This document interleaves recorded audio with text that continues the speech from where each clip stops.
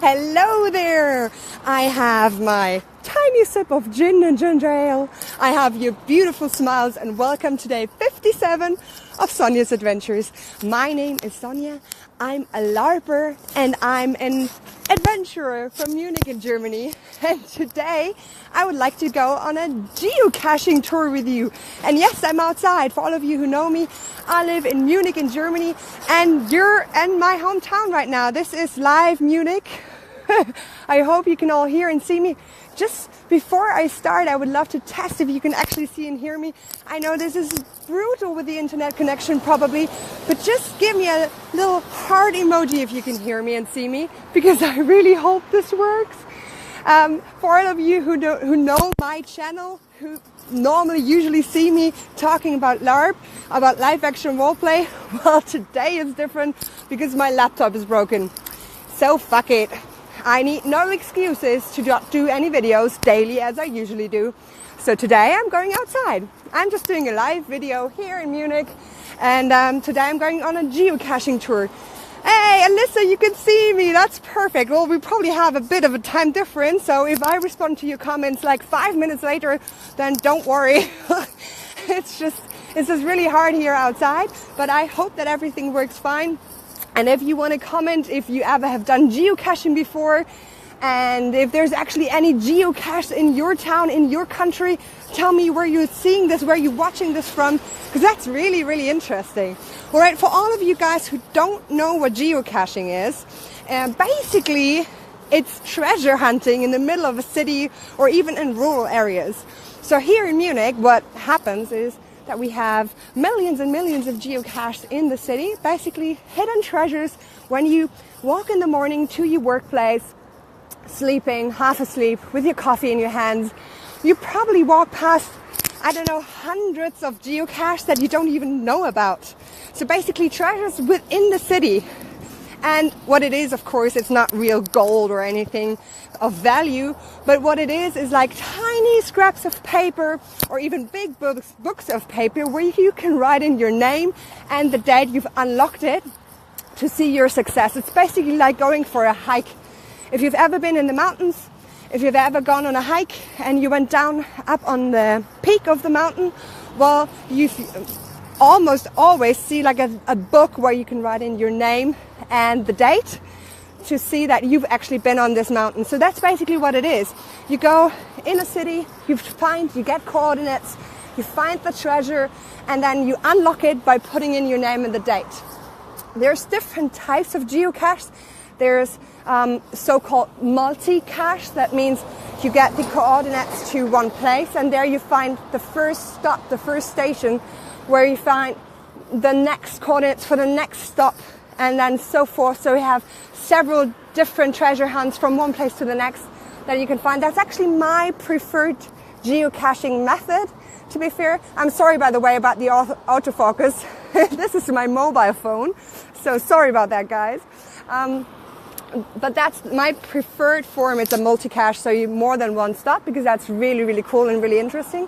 Then there's, of course, the normal geocache. Just you get coordinates, and within a radius of like 5 meters, you can search for the treasure and hopefully find and unlock it. And then there's a third form. It's called like a riddle geocache, where you have sometimes tons and tons of information that you have to solve the riddles from. It's mostly on the internet, so mostly on a homepage where you find really cool riddles, sometimes very creative riddles, and you have to solve them to get the coordinates to where you're going and find the treasure. So these are the 3 forms of geocache that are most well known, probably. There's the multicache, so more than one stop. The normal cache, just one stop, and you have to search in a radius of 5 meters. And then the riddle one. Those would be the ones. Of course, there's different types of levels, hard level and easy level. You can do that with your kids if you have kids. I don't have kids, but I'm pretty sure it's amazing if you go on a hike and they're like, Mom, I don't want to go into nature. I hate nature. I don't like to go outside. And you're like, guess what, little Freddy? We go on geocaching. And they're like, yay, we go outside and we don't even notice that we're going outside. At least I would have found it super, super cool. And then there's people that I know that go on geocache that are super tough. I know that there's one apparently in Italy, or in the Alps at least, where you go. I'm not sure how actually legal it is, to be fair, but they're going into like a cave and you have to have full equipment, and it's like super dangerous as well. So there's all sorts of geocache, and it's basically just a huge adventure. And what I mostly do is, sometimes even if I just have like 15 minutes waiting for a bus, I go and have a look on my phone, because where you find these geocaches on the internet, there's apps. The most well-known probably is www.geocaching.com. It's written G-E-O and then caching C-A-C-H-I-N-G, geocaching, and you'll find all sorts of free, this is a completely free hobby, geocache that you can find online. So that's really, really cool. And today I want to unlock one with you guys together. Actually, there's also really cool geocaches. My favorite ones are night cache. This, what I'm about to do, is not preferably a night cache. It's not necessarily a night cache, but it's nonetheless really cool. The coolest I've ever done was a night multicache that was close. It was actually 2 hours away from Munich, in the middle of the woods. There were lost houses, so houses in the middle of the woods that nobody was living in. It was super creepy. You can only do it at night, so you have to use a flashlight and, like, you know, this kind of UV light where you can see and read writing that you could normally not see with your normal eye. That kind of thing. It's just, it's amazing. And they look like haunted houses. And the last step on that multicache is like a schoolhouse, and it has a basement that is completely drowned in water, and you just expect a zombie to come out of a corner at any second. It's just so creepy. Anyways, what I'm going to do today is a geocache. Sorry, I just have to put in my gin here. Is a geocache with just one stop. And what I got is the coordinates, and I'm about to be at the bridge. So what you want to do is, at a geocache, you're supposed, hi Dominic, you're supposed to try to not get seen by anybody. I don't know if you guys have read Harry Potter, but in Harry Potter you remember that everybody who's not a wizard is called a muggle. So everybody who's not able to do magic in any form is called a muggle. And here in geocaching it's the same thing. Everybody who's an outsider is called a muggle. So you're trying not to let anybody else outside see that you're actually looking for a geocache. So you're kind of doing this unsuspiciously, just walking around. I know that it's supposed to be here. I'm under a bridge right now. Somewhere here it has to be. This is where I am at the moment. I'm under a bridge. I don't know if you can see it. Under a bridge. Like, sorry, I just remember when I was like 13, I was in England and we had an exchange program with some Italians, and they wanted to hear under the bridge, and I remember it so vividly. Ever since then, when somebody says under the bridge, I think of the Italians saying under the bridge, under the bridge. Anyways, I'm just going to see if there's anything around here. I hope I can find it. Okay, so what happens a lot of times is that they're magnetic. And so I'm looking for a thing that's probably like between this and this big. And they usually have a sign on them that says don't remove because it's a geocache. Looking.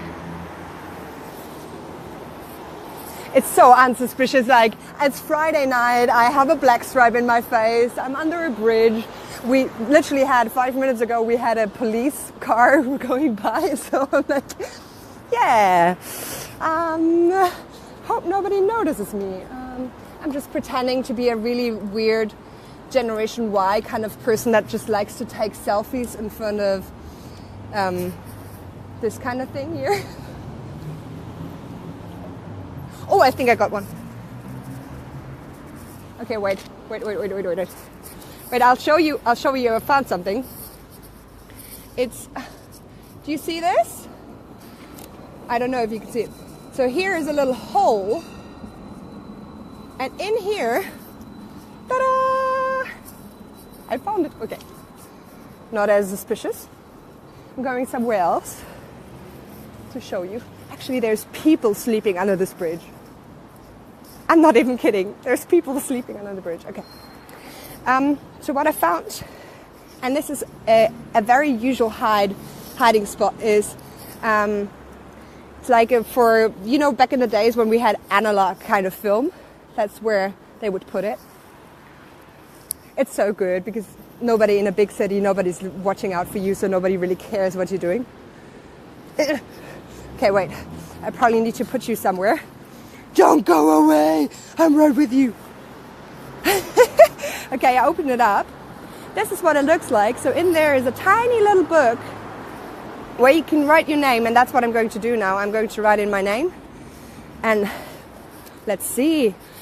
Look, this is how it looks like. So this is the tiny little book. And there's a lot of names in there.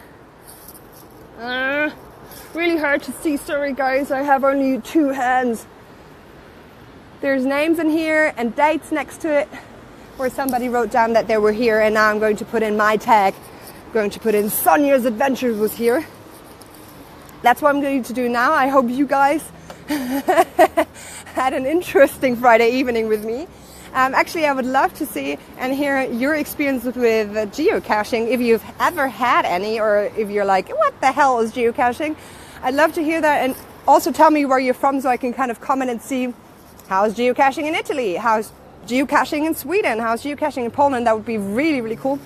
I'm going to now put in my name, and I wish you guys an amazing evening. And wait, I'll look for my pen. And I'm definitely going to answer all your comments later on. And oh, one last thing. Do you know what happened to my laptop? Why is it broke? Well, that's the story for a different day. Bye, guys.